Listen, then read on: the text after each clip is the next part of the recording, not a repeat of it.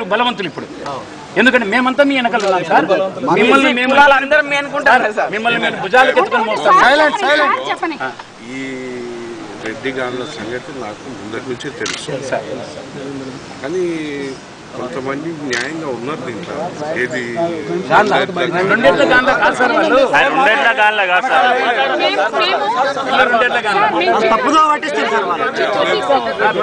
రాజగోపాల్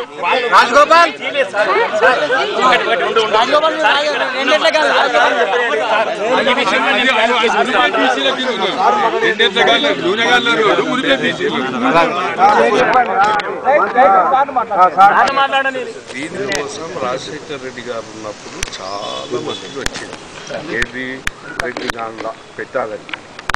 ఎందుకు అక్కడ దిక్కు చాలా ఉన్నట్టున్నారు, అక్కడ పెట్టాలని. నేను రాజశేఖర్ రెడ్డి గారికి అర్థం చేయించి ఏదైనా పెడతా కానీ ఆ రెడ్డి అనే పదం నేను పెట్టా అని చెప్పింది. ఆయన కూడా కరెక్టే అని ఆయన కూడా ఒప్పుకున్నాను.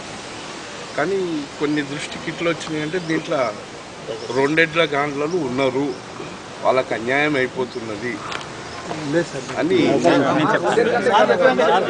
వచ్చిన తర్వాత మనకే లేదు నూనె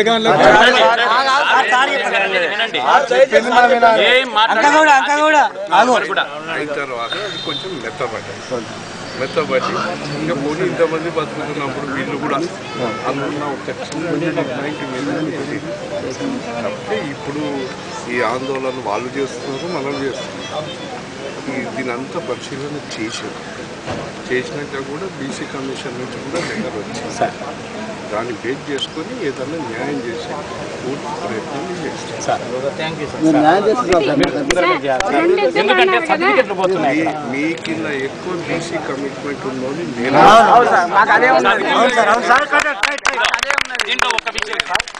ఎక్కినప్పటి నుంచి అన్ని ఒకటి ఈరోజు బీసీలను ఎవరైనా మూర్తించాలి అగ్గి లెక్క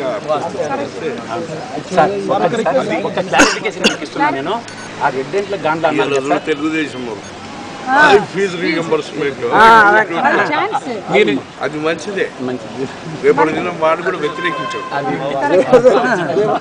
కోసం దాని మీద నేను ఏం మాట్లాడుతున్నాను. ఇంకా కొంచెం చేస్తే ఏమవుతుందంటే కమిట్ అయిపోతుంది, ఇంకా దాని బ్యాక్ కాలేడు. నేను నుర్రలిషన్ గారి ఇది చదివాను, ఇది ట్రైబ్స్ అండ్ క్యాస్ట్ ఇన్ నిజామని. దాంట్లో వీళ్ళ రెడ్డి గంటకి ఏం రాశారంటే sir, the descendants of Reddys, మీరు అడగండి దాల్సుకుంటాను, the descendants of Reddys they are mainly growing the seeds of oil seeds they are producing. They are not the extracting oil, they are producing oil seeds. ఇది సార్ ఫార్మర్స్, అది clarification ఉంది, అందుకే ఈయన రాశారు. ఇవన్నీ చూసేసారు రాశారు.